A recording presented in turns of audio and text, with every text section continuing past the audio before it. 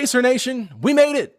It is time for regular season basketball as your Indiana Pacers, the Eastern Conference champions, take on the Western Conference champions and the NBA champion, Oklahoma City Thunder, in a finals rematch.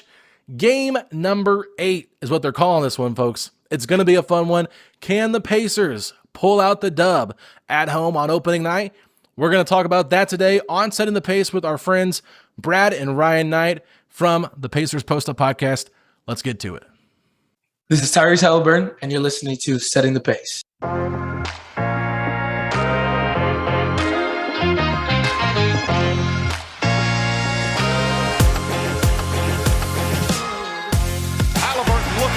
Halliburton driving, pulls off, jump shot. It's good! Nesmith again, 3, got it! He's a flamethrower! Nemhard looked at a 3. He's going to take a long 3. Bang! Mathurin fires away, pops ahead! Mapra madness! This is how legacies are built. Nemhard's got to put it up, step back, his three-pointer. Andrew Nemhard was so good. Top in, corner 3, and right of in. Pacers down 3. Halliburton's got the ball. Halliburton rises up. Oh my goodness! Tyrese Halliburton! You have got to be kidding me! Yeah! That's how we feel. What is up, Pacer Nation? Welcome back to another episode here of your go-to Pacers podcast, Setting the Pace. I'm your host, Alex Gold, and joining me today, they are the brothers of basketball, your host of the Pacers Post-Up. It is Bradley and Ryan Knight. Ryan, how's it going, man? Living the dream. Thank you for having on, Alex. Really excited to be on and start talking because season's here. The wait is over. I mean, short off season, but we're ready to go, and we've got Pacers basketball today. Tonight is a night, Bradley. I mean, are you looking pretty forward to this game against the Thunder? A little bit of a finals rematch, but it might look a little different with who's on the court. All right, so Alex, I've called this Game 9. Game 8 was in the preseason. This is my coping Game 9 opportunity here with OKC. Yeah, listen, what more could you ask for? We've got the defending champs in the building. We're going to get a first look at the Tyrese-less, Miles-less Pacers bunch. Couldn't be more excited to get back in the Gainbridge Fieldhouse. Yeah, it's going to be an exciting one tonight. If you're in the building, the Pacers will be raising an Eastern Conference Finals banner, which does feel a little bit weird doing it with the team that beat you on the court. I think it would have been better to have it up against maybe the Bucks or the Knicks or somebody that you beat along the way, maybe even the Cavaliers, but it is what it is. They want that finals rematch. They really want to hype it up, and I'll be interested to see what happens. We just saw OKC on Tuesday night, opening night, first game of the season, go into a double overtime game against the Houston Rockets, and it was a 125-124 victory where Shea hit 2 free throws after Kevin Durant fouled him, and it was crazy. I mean, Chris and Ari was texting me, and we were like, let's let this go 7 overtimes, so that way the Thunder are just even more tired because the Pacers have a lot of injuries. But when you look at this Thunder team, Ryan, I mean, they don't have Jalen Williams. It looks like Caruso is going to be questionable. I think he's dealing with a bit of a concussion, so 2 key players that were part of that team, but still just so much firepower from that team. Like, what can the Pacers do, in your opinion, to kind of slow them down? I think slow them down is going to be tough, but we're going to have to kind of go off the banner and some of the energy early. We'll be curious to see who the matchups are. You know, there's been a lot of talk. Is Nemhard going to guard the primary ball handler, the best player? Is he going to guard Shea? Do you give that to Nesmith, especially with some of the injuries, and kind of take that load off? So slowing them down is going to be a lot of what we did. We're going to see the full court pressure. We're going to see try to pick them up, try to move in transition. So it's going to be really exciting. I think we get off to a hot start, if I'm being honest. I think there's going to be a buzz in the building, kind of the energy, a rematch. I'm a little worried that as the game goes along, we might see that kind of start to spiral a little bit just because they've got the depth there, obviously, especially with some of the question marks we have at point guard and center right now. It's going to be real key. But I'm excited to see what the new look lineup is and some of the guys who are going to get a real opportunity this year. Yeah, Brad, I want you to piggyback off what he was saying about the defensive matchup, because we've heard a lot of like, oh, Ben's going to have to take on that role of responsibility with Andrew playing more point guard and like having such an offensive load to carry. But against SGA, are you trusting Benedict Mathurin one-on-one, or do you think let's put Aaron Nesmith on him and find a way to maybe put Benedict Mathurin on one of the other guards? There's no chance I'm going with Ben. And if you've listened to our show, if any of your fans have ever listened to the Pacers post up, we're like lukewarm on the Ben Mathurin experience. I would say, like, I look back at the finals last year, Alex, and I know that Aaron Nesmith struggled a little bit with J Dub, right? Like the size got to him. J Dub had the big, offensive explosion game. But I still go back. Aaron, you think about Brunson, you think about Donovan Mitchell. He is the guy, like if you talk about screen navigation, savviness, feel for the game, just the read and react defense, like I am trusting Double A more than I am Ben. I think Ben needs to get run on that like primary defensive assignment throughout the season, but I don't know if throwing him on the, previous season's MVP on night one makes a whole lot of sense because there's still a lot left to be desired in terms of his feel defensively, navigating screens. We saw him get into foul trouble in the finals when he did draw the SGA assignment at times last, June. And so for me, it's Aaron Nesmith's assignment. I wouldn't be shocked if they go Ben, but that's kind of how I see it. And let's be honest, I think if the Pacers really struggle with SGA, they might just ask Nembhard to pick up some of that load to guard him. I think they're all three going to take cracks at him for sure, but I think it would mostly be Nesmith who does draw that assignment early on. That's just my opinion. And with Cason Wallace and Lou Dort as the other two guys, I mean, we saw Ben guard Cason Wallace in preseason, so maybe we see that again, and we'll maybe see Andrew on Lou Dort or vice versa. I think that makes some sense. And then we'll see if they go big or small. If Caruso can play, do they go a little bit smaller? You get Pascal on Caruso, or do they play big with Chet and Hartenstein? I think that's where you see Siakam on Chet, which could be really interesting. But maybe they put Ijax on Chet because Ijax, to me, I don't know. I kind of think he does better guarding the perimeter than he does on the interior. So that's just a fascinating wrinkle to me. I'm sure that Rick's going to be playing a lot with these different matchups. But Ryan, when you look at this center rotation, okay, I did this with Facci, so I want to get your guys' opinions on this. I want you to rank the four centers based on what you think they will do in terms of like who's the best fit for this team and like what you saw from preseason, and then work your way down. So Ryan, it's kind of on the spot, but I'm curious, if you had to rank the four, how would you rank them? Yeah, it's a tough question because you didn't come out of preseason particularly in love with any of them. Not at all, actually. I was going to say, I still like Jackson. I'll put him one. I just think his defensive versatility stands out. And it's kind of tough with Jackson right now because he needs playmakers, obviously, to get him involved. He's really a lot there. I know he's working on the shot, but offensively, that's really all he brings. But I think we'll have to focus more on the defensive end. Two, I'm going to go with my gut a little bit and maybe potential here and go with Jay Huff, a.k.a. Larry Legend, if you listen to the Spurs broadcast the other night, which was really entertaining. That was only made three, I think, all in preseason. They call it out on that one step back. But I do think he's at least got something where if we're talking getting the fans involved a little bit, he's the one where if he comes out night one, and I know we shot like 1 of 8 to start, the preseason, if he hits 3 or 4 threes, all of a sudden the fan base will be all over him. And so I still think with stretching the floor, he's the most interesting, at least on that, especially trying to, they're harping on, we're trying to play the same way as last year. You watch some of the Jackson minutes with the drop coverage, you just can't play the same way without Miles. So I think that I was surprised Bradley made the roster, but personally, I actually thought he played better than Wiseman, at least in the limited minutes, and we know what he brings. So I might throw that little wrinkle and put Bradley above Wiseman, but any of them have a chance to shine and earn a starting role or minutes, and it's going to be committee for sure.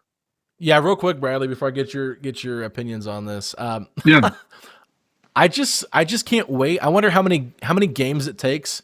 It might be game one. If Jay Huff does go 3 or 4 from 3, we're going to get tweets that say Miles who? I mean, that is what Pacers fans will do. They will definitely overreact to a Jay Huff explosion from downtown. But I mean, if he hits 3 or 4, I mean, that'll definitely solidify himself. I just feel like he has looked so out of shape. He doesn't seem like he actually like fits this style of play they want to play, that fast pace.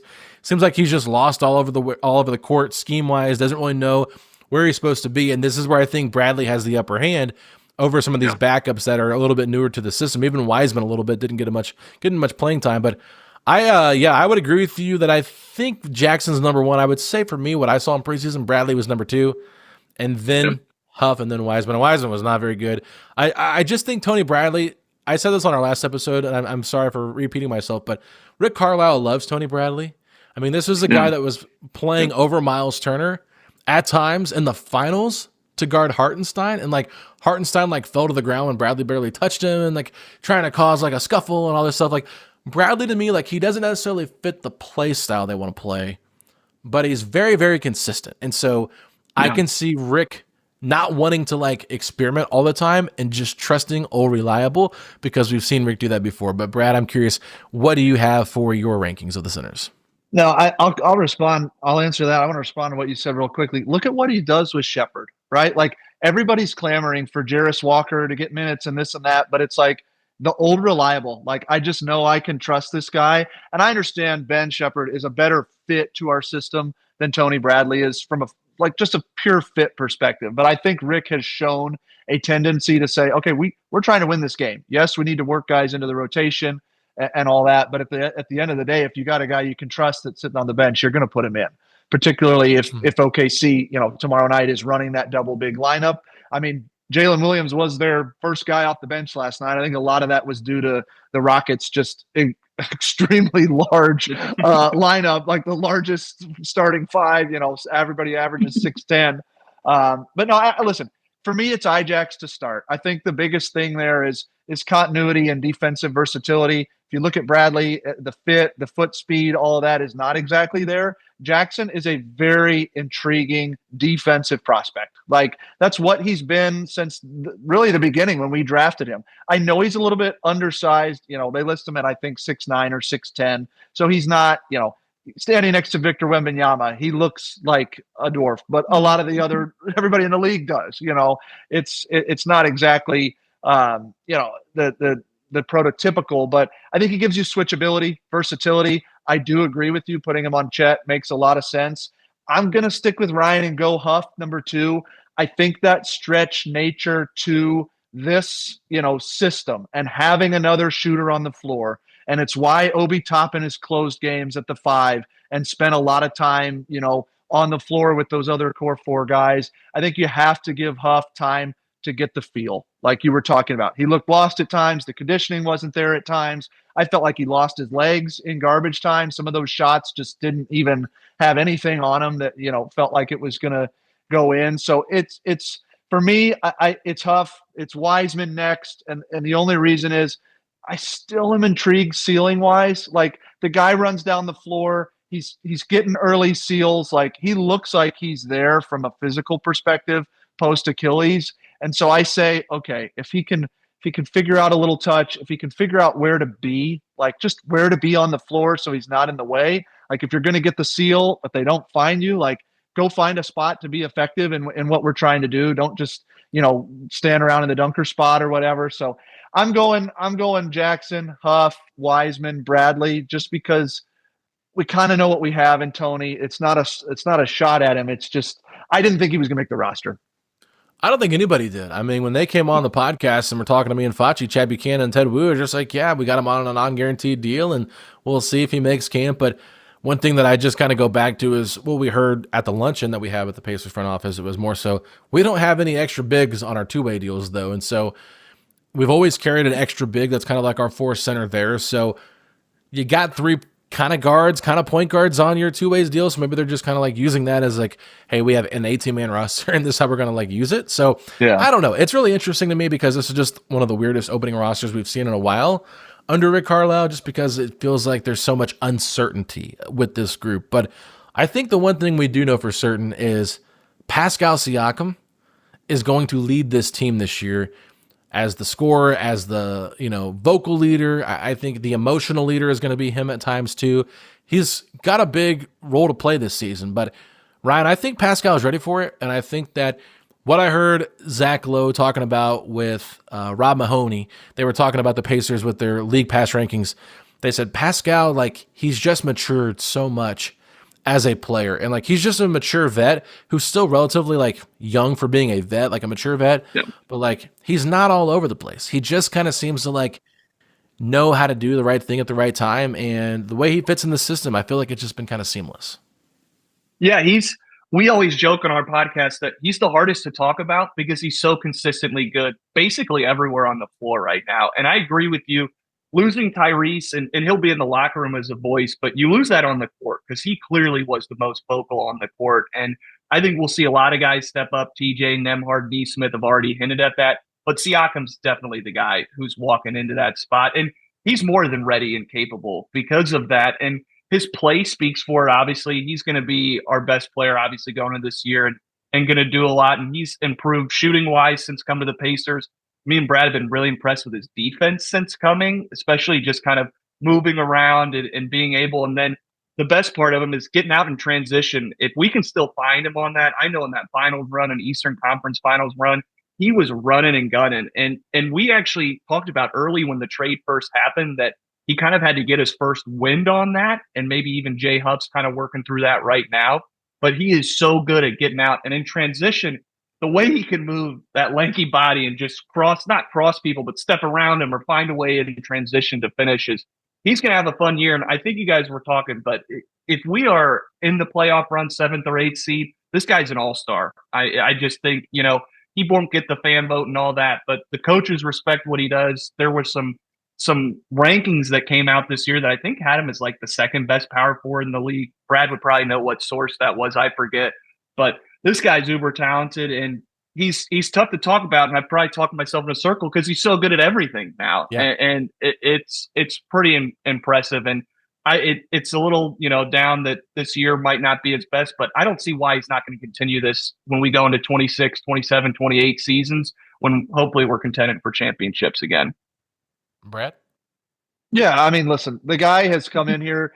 He embodies, I think, what Indiana basketball is all about. Like, you're just trying to come in, do the right, make the right play, fundamentals. He does a little bit of everything, Swiss Army knife, connector piece, whatever you want to call him. Like, I've just been so impressed with his ability to find the voice as quickly as he has. Like, you come into a team where, TJ's been here for a couple years. Miles has been so polarizing within the organization, within the fan base. Like, and I think Miles had a voice, like I do, but I think at times it was, I'm on Twitter, I'm off Twitter, I'm this, I'm that. Like it was a little shaky. And for him to come in and just gain the respect with what he's done on the floor, like I know you and Fachi were talking about all-star season loading, like if we're anywhere close to playoff contention, I'm not ruling out all NBA consideration. He's been that level before.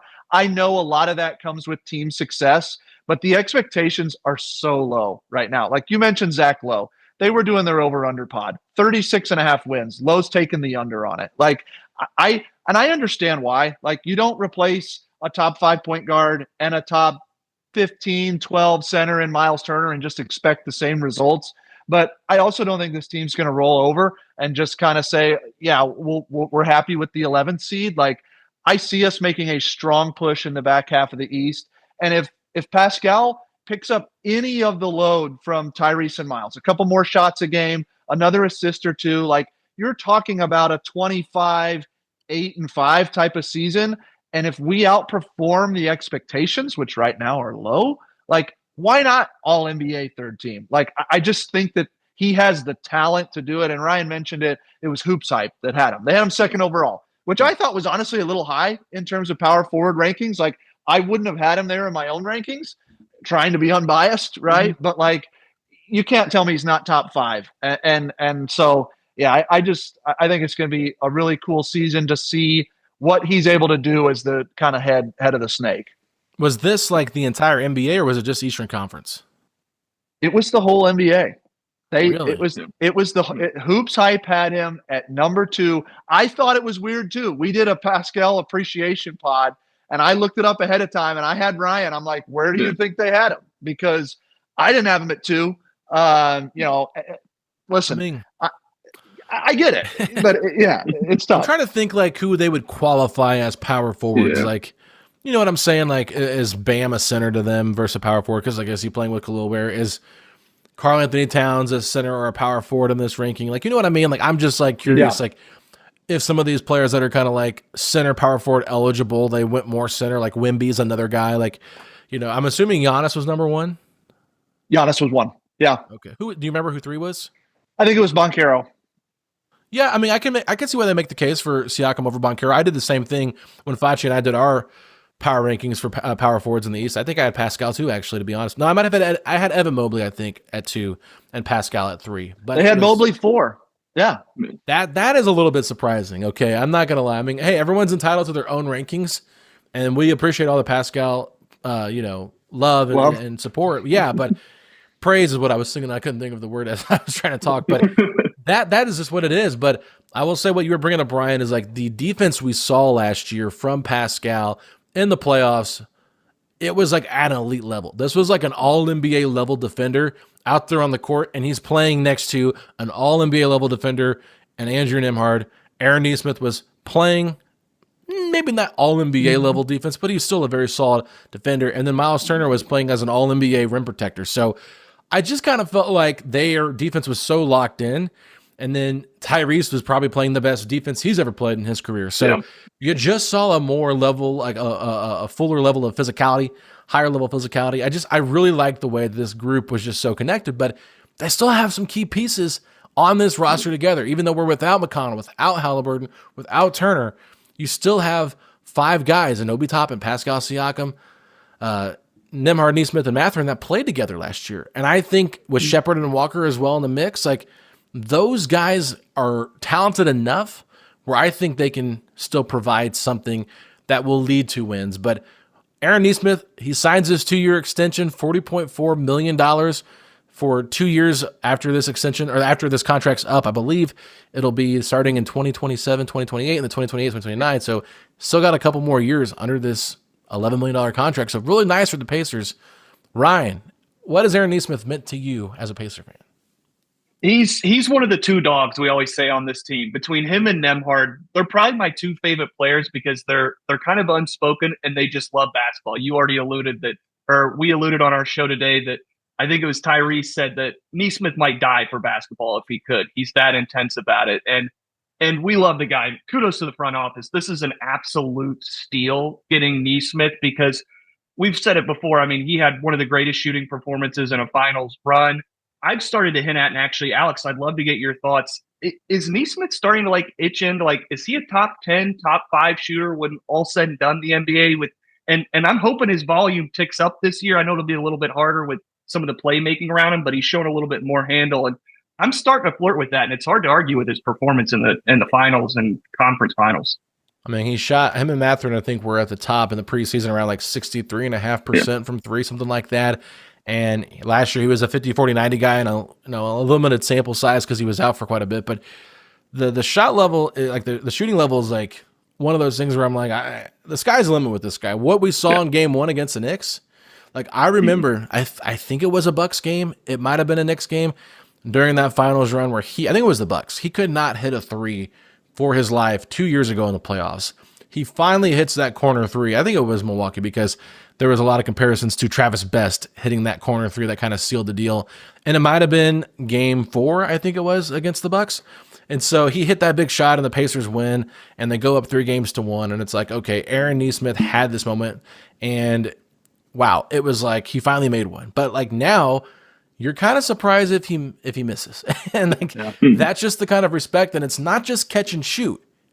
It is like off movement. And that is what is so impressive to me. Like, not like Reggie Miller-esque because it's not as pretty as Reggie's shot, obviously, and things like that. And it doesn't run as smooth. He's more kind of like a herky-jerky runner, as I don't know if that's the right way to say it, but it just looks a little clunky sometimes. But like he catches it, he shoots it in rhythm, and it goes in a lot of the time. So, yeah, I mean, I would have to see the numbers of who else would be in that elite level category, but I think Brad, he's like right there.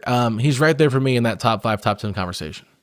Yeah, I made the argument a couple of days ago on our show because I was like, listen, the guy, I just feel like he does not get the respect. And that's, I mean, maybe I'm being a little clickbaity with the top 5. Like, yeah, we got to look at the numbers to your point. Like, but the point is, this is a guy that has just come in and put his head down and gone to work. And like, he was playing out of position early in his Pacers career. They had him running at the 4 a lot, which he's already undersized for a 3. Like he's probably like 6'5". I know they list him at 6'6". But it's one of those things where you didn't really know what you had coming over in the Brogdon trade. He's just come in and put in the work. To your point, like took a little bit of time in that first playoff run. I remember that shot in the left corner right in front of the Bucks bench. Like that was kind of like a he's sort of arrived moment for him in the postseason.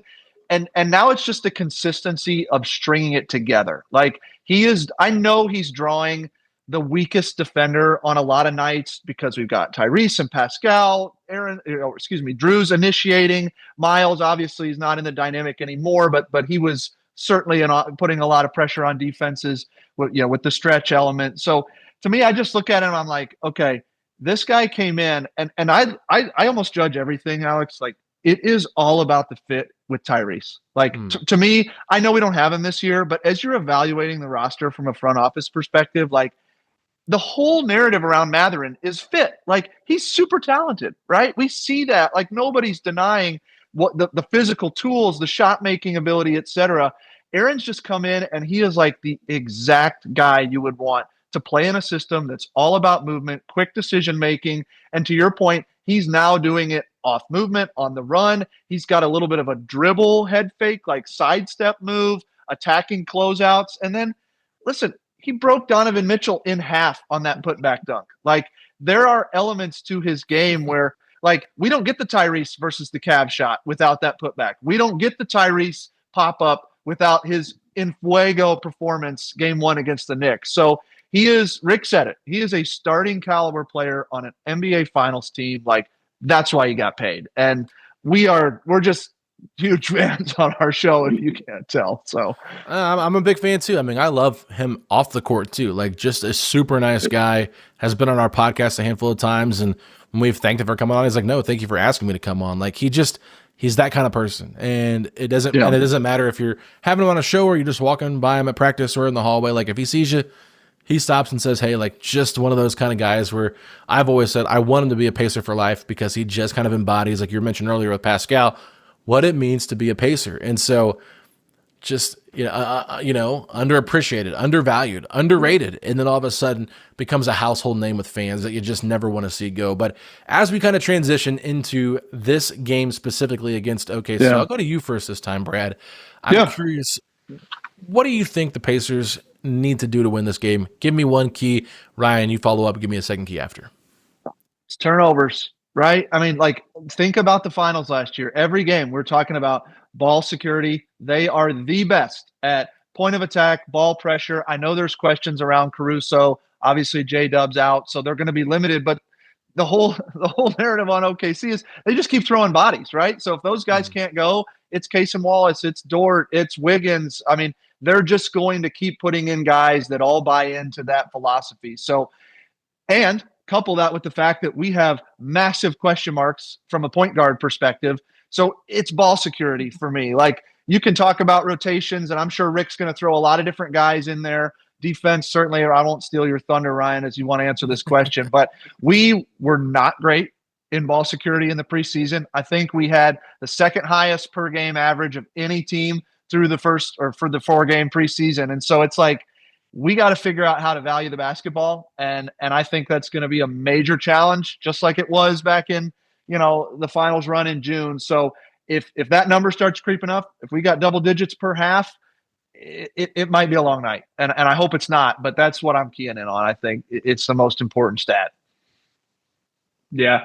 I'll pivot off it a little bit and go with maybe one that's not the key to the win, but can Talon Peter be the backup point guard to victory here in this second unit? Because he might be getting minutes. And I don't know who had that on the bingo card to start the season as Peter. And it might be Ray J too, so maybe I'm jumping the gun. But the way Rick was going, I think getting into the offense and playmaking is going to be huge in this game. It goes along with ball security, obviously, but outside of just not turning the ball over, how are we getting all these guys involved? The backup bigs, Obi needs, is Point Jarrett's going to come out? Does Furphy do some ball handling? So I think between the ball handlers of Nembhard, and we'll see if Siakam kind of takes more of a role, which we're all kind of anticipating, especially if he runs a little bit with that second unit, seeing him play make. But I want to see who kind of steps up, especially in that second unit, and is the creator, because a team like the Thunder, we know they have damn near the best bench in the league. Even with injuries, they can go deep, with Wiggins and Mitchell. And so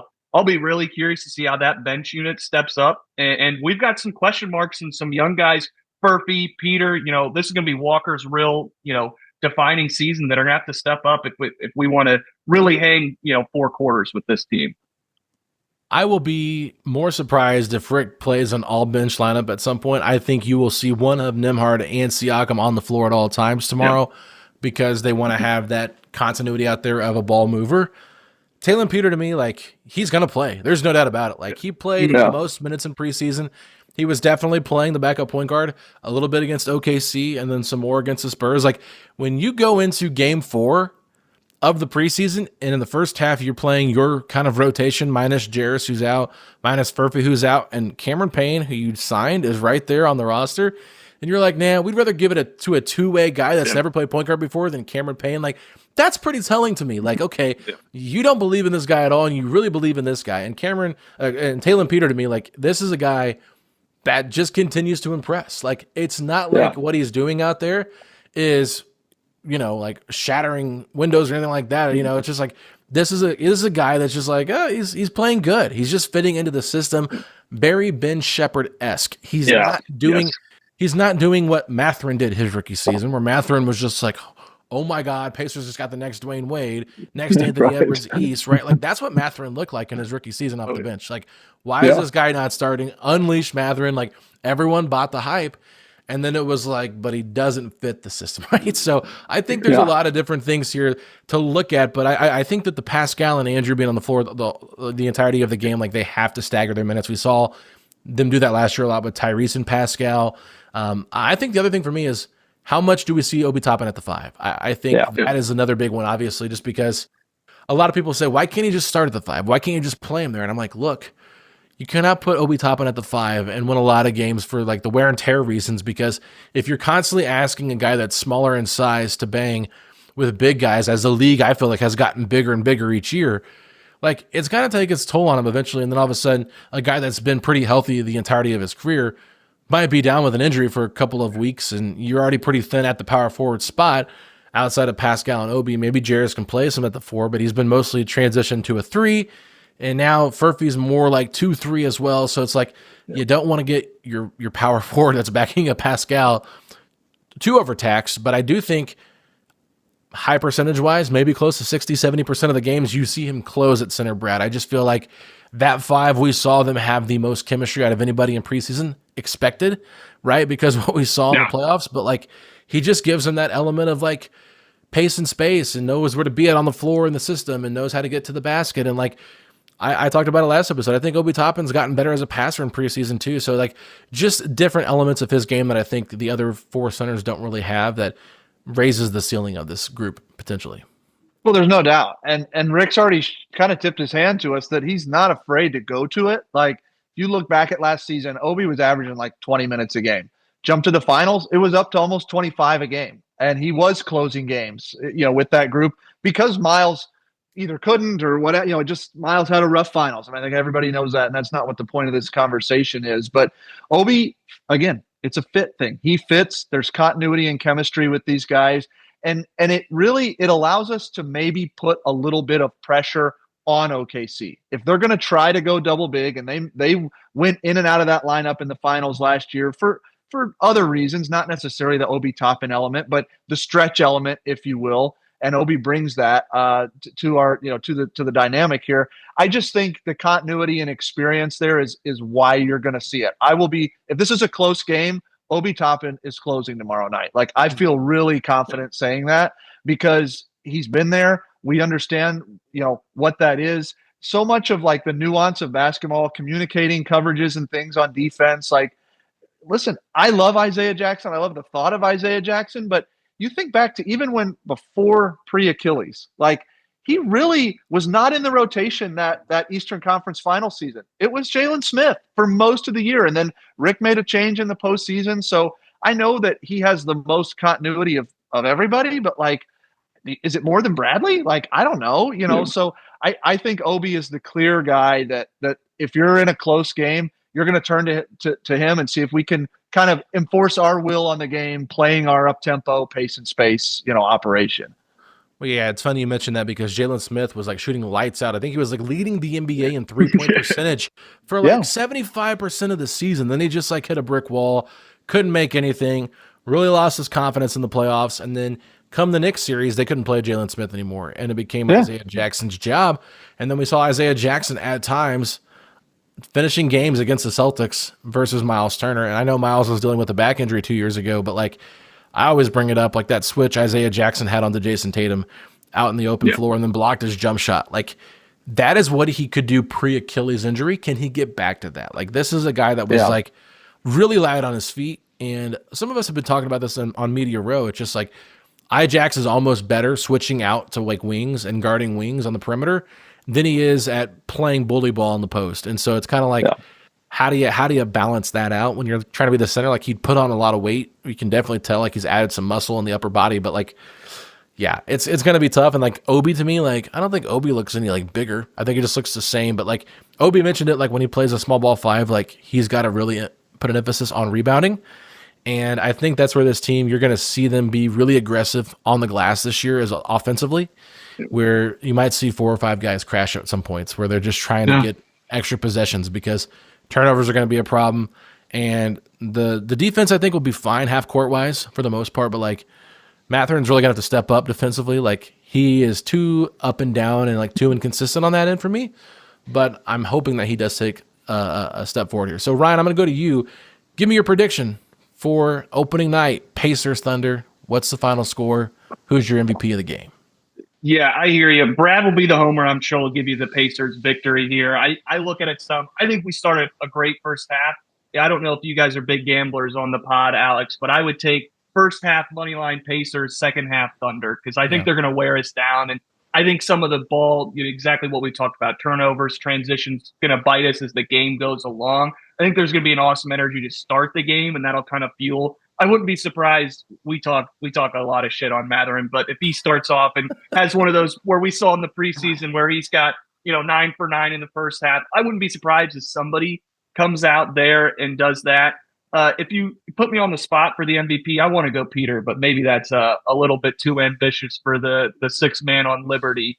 I'll go Nembhard. He's been the guy we always love to talk about. And I know on your episode yesterday, talking the true and false, is he going to average 16 points, 8 assists?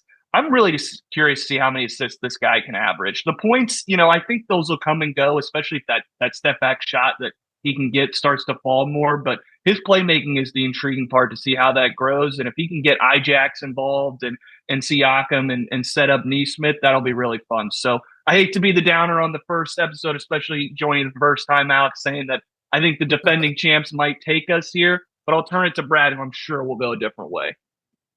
Yeah, I'm unapologetically the homer. We were on the Thunder podcast last year. I'll just say this. Last year in the finals, they were like 4-0 sweep, 5-1, and I was like, no. We're not about to do this here. Super great guys, but listen. Debatable. Yeah, fair, totally fair. I had a hard time watching the kickoff last night, like all the the ring ceremony and all that. That was. I mean, I love NBA on NBC, but that was a little tough to stomach. That was not fun to watch. But listen, I am a homer. I don't care. That's just unapologetic nature of who I am. So I'm going to go 115-111 Pacers. I think there's some juice in the building. Last time we were there, I mean, I know. Listen, we've been in the building for preseason, but last real game 6, come in, fans, bring that energy. Like, we are going to hang a banner. It's not the one we wanted. But I think this is a Pascal Siakam game. Like, literally, this is you talk about his leadership. We've talked about him being able to do everything, steady the ship. Like, let's find a way to get him going. He's so understated, but look at what he did in the preseason in such limited minutes. Like, he comes in, it's 3-level scoring. The outside shot looks awesome. Like, if we can find him early, and particularly if OKC is running, they really switched a lot on him last year, like throwing different bodies. He had Case and Wallace on him at times. Like, I think we can get him in some matchups that we like and get him going early. I think that settles things down for everybody else, because really it's a lot of Matherin, Nembhard, Ijax. All these guys are stepping into new roles. Like, Siakam's he's kind of doing what he's been doing, and so if we're gonna win, I think it's a Siakam game. I'm going Pacers 115-111.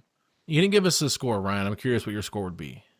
It's a good one. I'm going to go a little higher scoring just because of the energy in the building. I'll go 118, 115 off the cuff. A close game, but I think they pull away kind of like they did against the Rockets the other night. Yeah, that's probably what I'm feeling too. I think I said it last episode. It just feels like the Pacers might run out of juice. The Siakam dynamic is really interesting because that's going to be the Chet assignment.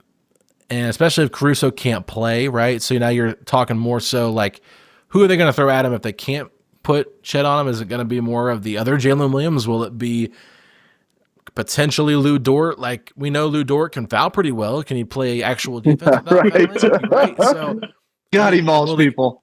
And Willie, and I mean, the one where he's just like holding McConnell's arm and McConnell's like looking at the ref and they're just not calling anything. It's just like, okay. Unbelievable. Then they call tic-tac stuff on the Pacers, which was just like, oh, so frustrating. I'm not complaining about officiating right now. It's still not even game one yet, but yeah, I will say like that is an interesting dynamic because I think Chet could cause some problems for Pascal just with the size, the mobility. Like it's going to be fascinating to see how Pascal, but like I just thought Pascal's footwork was just unbelievable against Wemby in those 2 preseason games where it's like, how are you able to create these shots over like a 7'7" guy with a huge wingspan? It's because you're just quick and know what you're doing. And like, that's just what I like about Pascal's game so much. But I would love to go with Brad and say like, yes, the Pacers win a close one. Come on over. The water's fine. Oh man, this is tough. I mean, I might wear my Pacers lucky socks tomorrow just to try to see if the luck's still there, but I did wear them for game 7, so I don't know if I should burn them or not. So yeah, right.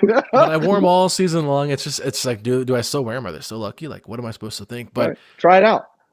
I'll try it out. I'll do that for the pod. I will put on the lucky socks. And if they win, we'll say it was the socks. If they lose, we'll say that the curse from game 7 carried over into the regular season. But I would feel a lot more comfortable picking the Pacers win if they had TJ McConnell. Like I would hammer the win, no doubt, if they had TJ. I think just the lack of a point guard with the second unit makes me nervous. I'm going to go a little bit of both your scores. What did you say? 115, 111, Brad? Yeah. And you said 118, 115? Yep. All right, let's do 118, 111 Thunder. Thunder won by 7. There you go. Yeah. So I like it. I mean, I think it's going to be competitive. It's going to be close. Yeah. I don't like picking Pacers losses, but I'll be the guy that sides with Ryan here and picks them. But as we've been talking, Ryan, this whole entire time, we started talking around like 7:10. If people don't know, this is 8:52 now. We were doing a lot of pre-talk before we recorded. Yeah. Has anybody ever told you look like Shia LaBeouf? I've never gotten that, interestingly enough, but I'll take it as a compliment. I like Shy. It's not a diss. It's not a diss. Oh, I know. Have you ever heard that, Brad?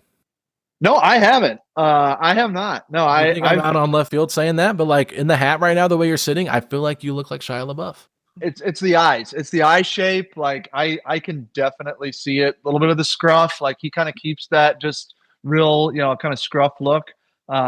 I can see that. I'm willing to go with that. I thought I was watching Even Stevens for a second, so I didn't know. I was like, "Am I watching Holes? Like, what's going on over here?" Right. I love I'm it. Kidding, obviously. But anyway, if you're watching on YouTube, let us know in the comments section if you see a Shia LaBeouf lookalike here in Ryan. But guys, I do appreciate you guys coming on the show and talking pace with me.